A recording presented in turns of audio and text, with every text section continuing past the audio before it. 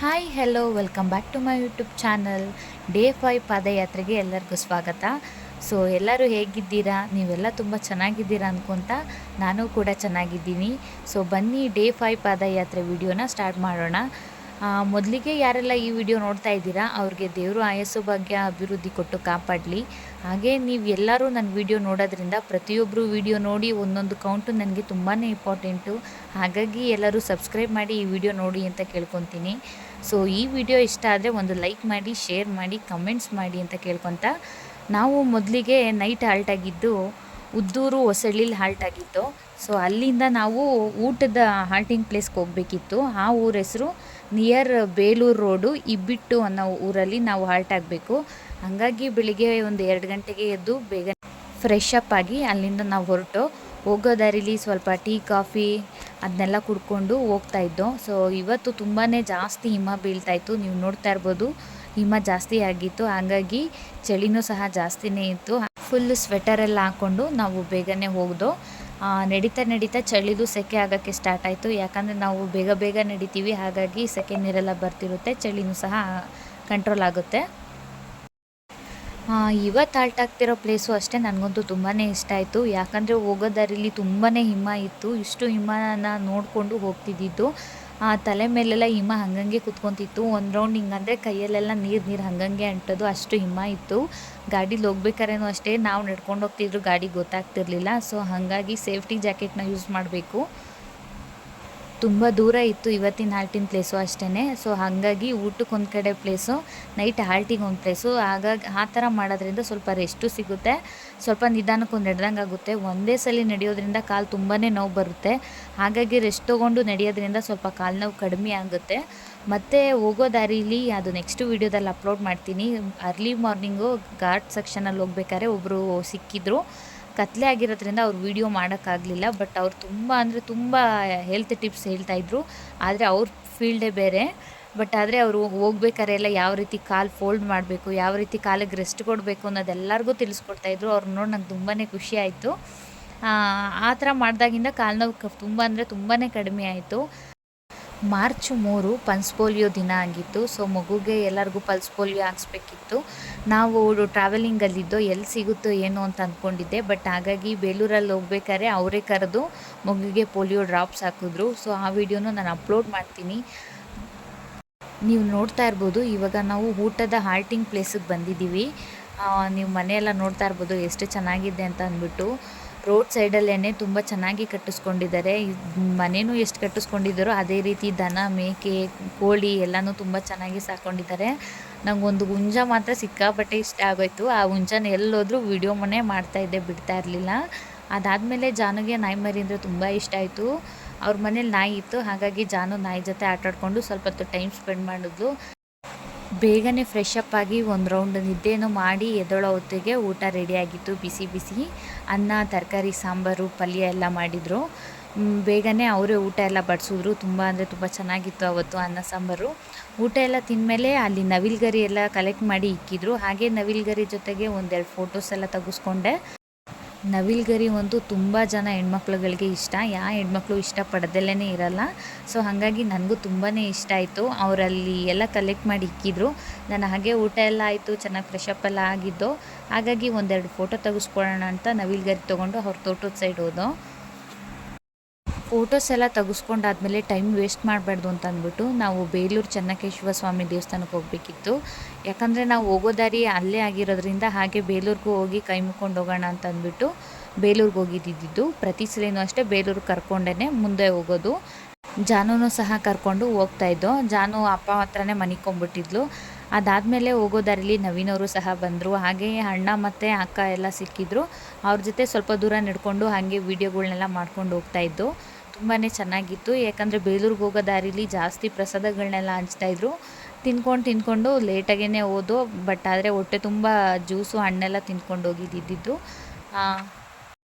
ನನ್ನ ಹಿಂದೆ ಬರ್ತಿರೋದು ಲಕ್ಷ್ಮಿ ಅಕ್ಕ ಅಂತ ಅಂದ್ಬಿಟ್ಟು, ಅವರೂ ನನ್ನ ಹೆಸ್ರನ್ನೇ ಸೇಮ್, ಇಬ್ಬರು ಒಂದೇ. ನಮ್ಮಮ್ಮ ಲಕ್ಷ್ಮಿ ಅಂತ ಅಂದ ತಕ್ಷಣ ಇಬ್ಬರೂ ಒಂದೇ ಸಲ ತಿರುಗ್ತಾ ಇದ್ದು. ಯಾಕಂದರೆ ಲಕ್ಷ್ಮಿ ಅನ್ನೋರು 3 ಜನ ಇದ್ದರು. ಈ ಅಕ್ಕ ಮತ್ತು ಇನ್ನೊಂದು ಅಕ್ಕ ಹೆಸರು ಲಕ್ಷ್ಮಿನೇ. 3 ಜನನ ಅಂತಿದ್ದು. ಬಟ್ ನಾವು 3 ಜನ ಒಂದು ಗ್ಯಾಂಗಲ್ಲಿ ಗುಂಪಾಗಿ ಹೋಗ್ತಿದ್ರೆ ತುಂಬ ಕಾಮಿಡಿ ಮಾಡೋರು ಈ ಅಕ್ಕ ಅಂತೂ. ನಮಗಂತೂ ಬೇಗನೆ ಇಷ್ಟ ಆದರು. ಅದಾದಮೇಲೆ ತುಂಬ ಜನ ಕೇಳ್ತಾ ಇದ್ರಿ, ನೀವು ನಡ್ಕೊಂಡು ಹೋಗೋದೆಲ್ಲ ವೀಡಿಯೋ ಮಾಡಿ, ಬೇರೆಯವ್ರು ನಡ್ಕೊಂಡು ಹೋಗೋದನ್ನ ನೀವು ವೀಡಿಯೋ ಮಾಡ್ತೀರಾ, ನೀವು ನಡೆಯೋದನ್ನ ವೀಡಿಯೋ ಮಾಡಲ್ಲ ಅಂತ ಹೇಳ್ತಿದ್ರು. ಹಾಗಾಗಿ ನಾವು ನಡೆಯೋದನ್ನ ವೀಡಿಯೋ ಮಾಡೋಣ ಅಂತ ಅಂದ್ಬಿಟ್ಟು ನವೀನವ್ರ ಜೊತೆ ಕೈ ಹಿಡ್ಕೊಂಡು ನಿಧಾನ ಹೋಗೋಣ ಅಂದ್ಕೊಂಡು. ಬಟ್ ಅವರೇ ಆದರೆ ನಾನು ವೀಡಿಯೋ ಮಾಡಿಬಿಡ್ತೀನಿ ಅನ್ನೋ ಕಾರಣಕ್ಕೇ ಬೇಗ ಎಳ್ಕೊಂಡು ನನ್ನ ಮುಂದೆನೇ ಹೋಗ್ಬಿಟ್ರು. ಜಾನು ಸಹ ನಿದ್ದೆ ಮಾಡಿ ಎದ್ಲು, ಮತ್ತು ಕೈಯಲ್ಲಿ ಎತ್ಕೊಂಡು ಹೋಗ್ತಾಯಿದ್ರೆ ಅಳ್ತಾಯಿದ್ಲು. ಹಾಗಾಗಿ ಅಪ್ಪ ತಲೆ ಮೇಲೆ ಕುಂಡಿಸ್ಕೊಂಡು ಅವಳನ್ನ ಆಟ ಆಡಿಸ್ಕೊಂಡು ಹೋಗ್ತಾಯಿದ್ಲು. ಅವಳಂತೂ ಭಯನೇ ಇಲ್ಲ, ಬೀಳ್ತೀನಿ ಅನ್ನೋ ರೇಂಜಲ್ಲಿ ಆರಾಮಾಗಿ ಕುತ್ಕೊಂಡು ಹೋಗ್ತಾಯಿದ್ಲು. ಅಪ್ಪ ತುಂಬ ದೂರ ಕತ್ತ ಮೇಲೆ ಇಟ್ಕೊಂಡೇ ಎತ್ಕೊಂಡ್ಬಂದರು. ಅವ್ರು ಎಷ್ಟೇ ಟಯರ್ಡ್ ಆದರೂ ಹೇಳ್ಕೊಳ್ಳಲ್ಲ, ಅವ್ರಾಗ ಅವರೇ ಎತ್ಕೊಂಡು ಬರ್ತಾಯಿರ್ತಾರೆ. ನೀನು ಮುಂದೆ ಹೋಗು, ಚೆನ್ನಾಗಿ ವೀಡಿಯೋ ಮಾಡ್ಕೊ, ನಾನು ಎತ್ಕೊಂಬರ್ತೀನಿ ಮಗುನ ಅಂತ ಹೇಳ್ತಾಯಿದ್ರು. ಅವ್ರು ಎಷ್ಟೇ ಕಷ್ಟ ಆದ್ರೂ ಅಷ್ಟೇ, ನನ್ನ ಮಗಳೇ ಆಗಲಿ ಅಕ್ಕನ ಮಕ್ಕಳೇ ಆಗಲಿ ಅವರೇ ಎತ್ಕೊಂಡು ಚೆನ್ನಾಗಿ ನೋಡ್ಕೊತಾರೆ. ಸಿಕ್ಕಾಪಟ್ಟೆ ಬಿಸಿಲು ಜಾಸ್ತಿ ಆಗಿತ್ತು. ಹಾಗಾಗಿ ನಾವು ಬೇಗನೆ ಹೊರಟೋ ಅಂತ ಅಂದ್ಬಿಟ್ಟು ಇಷ್ಟು ಬೇಗ ಹೋಗಲಿಲ್ಲ. ವಿಡಿಯೋದಲ್ಲಿ ನಾನು ಸ್ವಲ್ಪ ಬೇಗನೆ ಸ್ಪೀಡ್ ಮಾಡಿದ್ದೀನಿ. ಅದಾದ ನಂತರ ನಮಗೆ ಮಜ್ಜಿಗೆ ಕೊಟ್ಟರು. ಮಜ್ಜಿಗೆ ಕೊಡೋದ್ರ ಜಾಗದಲ್ಲಿ ಕಲರ್ ಲೋಟಗಳನ್ನೆಲ್ಲ ಇಟ್ಟಿದ್ರು. ಜಾನು ಮಜ್ಜಿಗೆ ಕುಡಿಲಿಲ್ಲ, ಆದರೆ ಅವಳಿಗೆ ಲೋಟ ಮೇಲೆ ತುಂಬಾ ಅಂದರೆ ಇಷ್ಟ ಆಯಿತು. ಯಾಕಂದರೆ ಕಲರ್ಸ್ ಲೋಟ ಇತ್ತಲ್ಲ, ಅದರಲ್ಲಿ ಅವಳು ಯಾವ್ದು ಎತ್ಕೊಳ್ಳಿ ಯಾವ್ದ್ರಲ್ಲಿ ಕುಡಿಲಿ ಅಂತ ನೋಡ್ತಾಯಿದ್ಲು.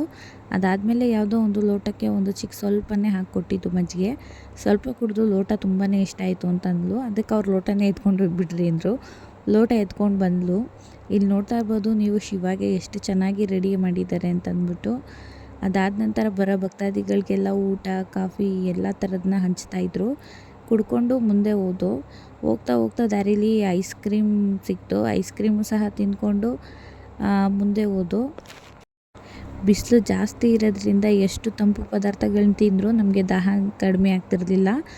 ಅದಾದ ನಂತರ ಇನ್ನೂ ಮುಂದೆ ಅಲ್ಲೂ ಕಲ್ಲಂಗಡಿ ಹಣ್ಣು, ನೀರು, ಚಾಕ್ಲೇಟು, 2 ಮೂಸಂಬಿ ಹಣ್ಣು ಕೊಟ್ಟರು. ಅದನ್ನು ಸಹ ತೊಗೊಂಡು ಮುಂದೆ ಮತ್ತು ನನಗೆ ನೀರು ಬೇಕಿತ್ತು. ನಾನು ನೀರು ಸಹ ಈಸ್ಕೊಂಡೆ.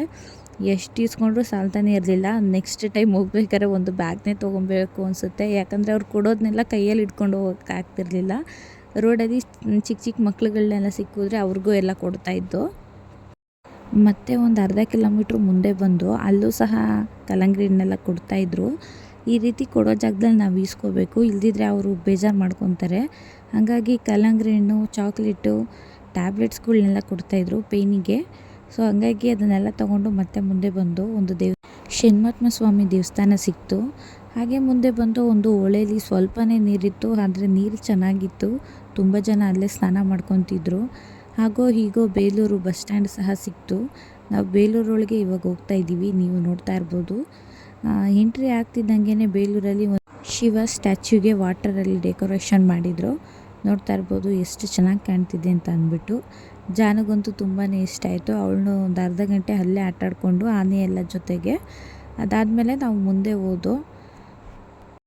ನಾನು ಬೇಲೂರನ್ನ ಬಂದುಬಿಟ್ಟು ಇದು 4ನೇ ಸಲ ನೋಡ್ತಾ ಇರೋದು.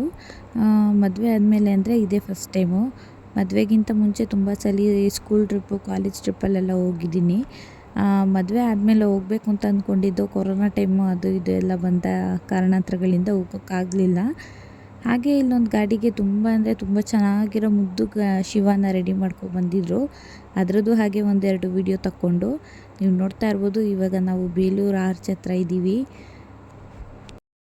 ಇಲ್ಲೂ ತುಂಬ ಜನ ಭಕ್ತಾದಿಗಳೆಲ್ಲ ಬಂದಿದ್ದರು. ಹಾಗೆ ಅವರೆಲ್ಲ ಕೂತ್ಕೊಂಡು ರೆಸ್ಟೆಲ್ಲ ಮಾಡ್ತಾಯಿದ್ರು. ನಾನು ಬೇಲೂರ್ದು ಫುಲ್ಲು ಕಂಪ್ಲೀಟ್ ವಿಡಿಯೋ ನಾನು ನೆಕ್ಸ್ಟ್ ವ್ಲಾಗಲ್ಲಿ ಶೇರ್ ಮಾಡ್ತೀನಿ. ಯಾಕಂದರೆ ಅಲ್ಲಿಂದು ನಾನು ತುಂಬ ವೀಡಿಯೋಸ್ನ ತೊಗೊಂಡಿರೋದ್ರಿಂದ ಇದಕ್ಕೆಲ್ಲ ಅಟ್ಯಾಚ್ ಮಾಡಿದ್ರೆ ತುಂಬ ಲಾಂಗ್ ಆಗಿಬಿಡುತ್ತೆ ಅಂದ್ಬಿಟ್ಟು ಅದನ್ನೇ ಮತ್ತೊಂದು ವ್ಲಾಗಲ್ಲಿ ನಾನು ನಿಮಗೆ ಶೇರ್ ಮಾಡ್ತೀನಿ.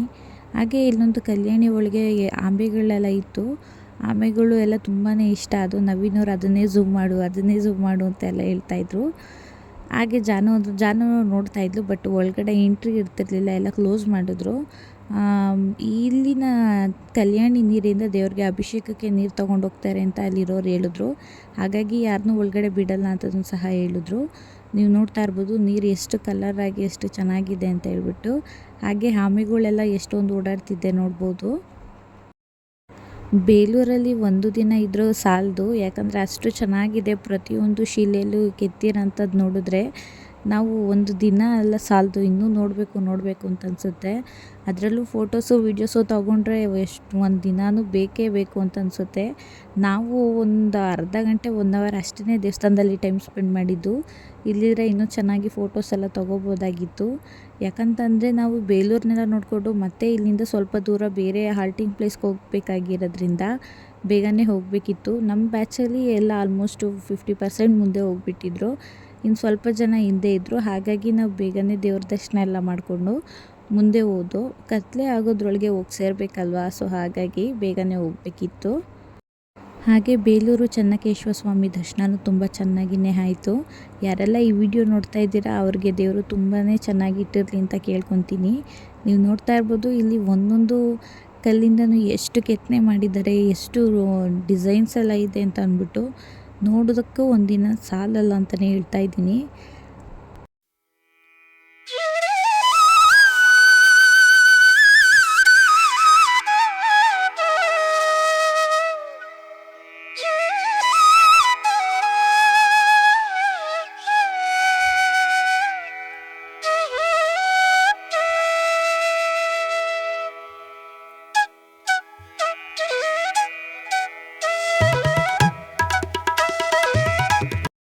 ಇಲ್ಲೊಂದು ಅಜ್ಜಿನ ನೋಡ್ಬೋದು, ವಯಸ್ಸಾಗಿದೆ ಬಟ್ ಆದರೂ ಎಷ್ಟು ಚೆನ್ನಾಗಿ ಎಳ್ನೀರೆಲ್ಲ ಕೊಚ್ತಾ ಇದ್ದಾರೆ ಅಂತ ಅಂದ್ಬಿಟ್ಟು.